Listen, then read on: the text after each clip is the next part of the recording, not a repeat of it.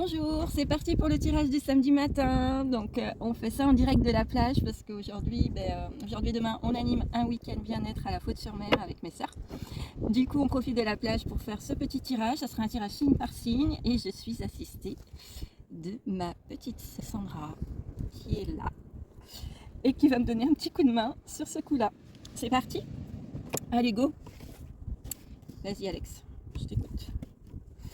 Alors, ce sera pour les béliers en premier lieu. Les béliers, on vous demande de vous isoler, de prendre un petit peu de recul pour démarrer un nouveau projet. Donc ça sent bon, mais il faut d'abord s'isoler pour peut-être réfléchir un petit peu plus précisément à ce que vous voulez mettre en place. On passe ensuite au taureau, notre signe à nous. Yes! Alors, les taureaux, on nous parle de foudre. Alors, c'est pas forcément négatif parce que derrière, on a la richesse.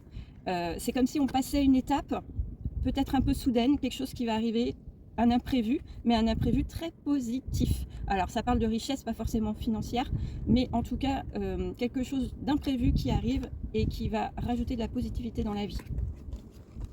On enchaîne sur les gémeaux. Les gémeaux, on nous parle de temps et de bénédiction. Si vous avez un projet, les gémeaux, apprenez à patienter et dites-vous que tout arrivera à point nommé parce que ce que vous projetez,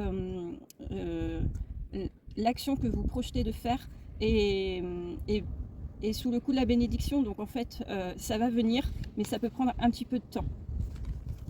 Ensuite, ce sont nos amis les cancers. Les cancers, on nous parle de voyage et de retour. Alors peut-être que vous revenez effectivement, pas forcément d'un voyage physique, hein, on peut parler sur le plan psycho, on peut parler aussi de retour à la réalité sur certaines choses. Peut-être on s'est envolé vers des rêves et puis on revient à la réalité, on se dit que c'est beau de rêver, mais il faut aussi être dans le concret un petit peu. Les petits lions ensuite. Les lions, c'est notre ascendant. On nous parle de sagesse et d'équité, donc c'est dans la réflexion et dans la prise de recul et dans aussi je dirais, la façon on va dire, par rapport aux expériences passées, tirer des leçons des expériences passées pour faire revenir l'harmonie dans votre vie. Peut-être que vous êtes allé un petit peu trop fort sur certains domaines de vie, peut-être des réactions un peu trop impulsives aussi. On vous demande de retrouver un petit peu de sagesse et un petit peu de calme. Ensuite, messieurs et mesdames vierges. Oula, alors les vierges, c'est pareil, vous passez un cap. Avec Nadir, la carte Nadir, c'est l'anéantissement de quelque chose. Donc vous êtes vraiment en train de laisser partir quelque chose de votre vie. Vous prenez des décisions qui vous demandent peut-être un sacrifice, mais derrière, il y a quelque chose de beaucoup plus aligné, beaucoup plus lumineux pour vous et beaucoup plus juste surtout. Ensuite, ce sera les balances. Les balances, la lumière et le désert. Vous êtes le seul maître à bord. Ok, il n'y a que vous qui pouvez prendre les décisions de votre vie. Avec la lumière, vous avez un statut de leader. Avec le désert, vous êtes le seul. Donc il n'y a que vous. Il n'y a que vous. Vous êtes le directeur de votre vie. Vous êtes la seule personne juge de ce qui peut vous amener à votre but. Et c'est pour vous dire que vous n'écoutez pas forcément les autres. Il y a uniquement vous qui savez.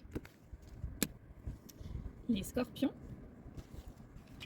Les scorpions, on a la protection et on a l'élévation.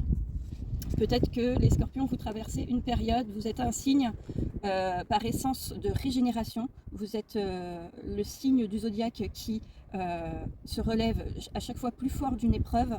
Et votre tirage l'annonce encore, c'est-à-dire que peut-être que ce que vous traversez aujourd'hui, c'est une manière de vous relever encore plus fort. Donc s'il y a des épreuves et des doutes, dites-vous que derrière, il y a quelque chose de beaucoup plus grand qui se met en place pour vous.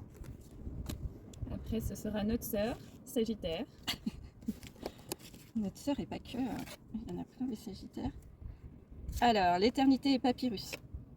On vous demande ici de documenter, on vous demande de vous informer, on vous demande peut-être une formation, peut-être sur un projet, de venir chercher les informations qui vous manquent. On vous demande vraiment de peaufiner. Avec la carte de l'éternité, c'est un statut vraiment comme si votre projet il était vraiment viable, mais on vous demande encore un petit peu plus d'infos, un petit peu plus de documents, un petit peu plus de recherche. Mais en tout cas, le projet est fiable et solide. Ok ? Les Capricornes. Les Capricornes. On a... Oh, mais on l'avait encore... la semaine dernière, on avait déjà l'adversaire pour le Capricorne. Il revient. Mais cette fois, on a Alpha. Je ne sais plus ce que c'était la semaine dernière, mais on avait l'adversaire et quelque chose d'autre. Donc on a à nouveau l'adversaire, on a cette fois Alpha avec l'adversaire. Ça veut dire en gros que l'histoire, s'il y a un conflit, une mésentente, une colère, une dispute, il y a quelque chose qui va s'harmoniser avec Alpha, c'est le nouveau départ, c'est le renouveau. Donc après chacun l'interprétera, c'est peut-être la fin de quelque chose pour repartir sur autre chose, mais c'est peut-être aussi une colère qui se dissipe et les choses qui s'apaisent enfin pour vous. Les petits Verseaux. Les petits Verseaux, vous avez un choix à faire et on nous parle de fusion, donc d'association. Ça peut être sur le plan personnel, mais sur le plan aussi professionnel. Donc on vous demande de faire un choix dans le but de vous associer à quelqu'un. On vous demande de vous positionner tout simplement. Il n'y a pas que... On voit qu'il y a plusieurs routes, donc c'est pas forcément...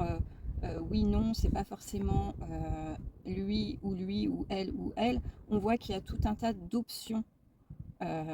Donc ça peut être fusion ou pas fusion. Vous voyez, c'est pas forcément choisir entre deux personnes, mais ça peut être aussi choisir de s'unir ou ne pas s'unir, choisir de collaborer ou agir seul. Voilà, le choix là, on voit qu'il peut être sur différents plans. Ok ? Et on finit en beauté avec les Poissons. Alors, les Poissons, on nous parle de delta et d'oméga. Ouh, la vache. Alors, delta, oméga, ce sont des cartes très très fortes dans cet oracle-là. Avec oméga, on nous parle de la fin de quelque chose. Et avec delta, c'est le début de c'est la clairvoyance. C'est comme si vous étiez lucide sur une situation qui doit se terminer. Alors, vous l'adaptez aussi à votre domaine de vie. Mais avec oméga, on nous dit ça vient réajuster quelque part un karma, mais pour le réajuster, il va falloir mettre fin à quelque chose. Ici, la clairvoyance, vous êtes lucide sur la situation et sans doute prêt à opérer ce changement. Voilà, on a fait le tour. On vous souhaite un super week-end et on vous dit, moi je vous dis à très bientôt. Allez, ciao!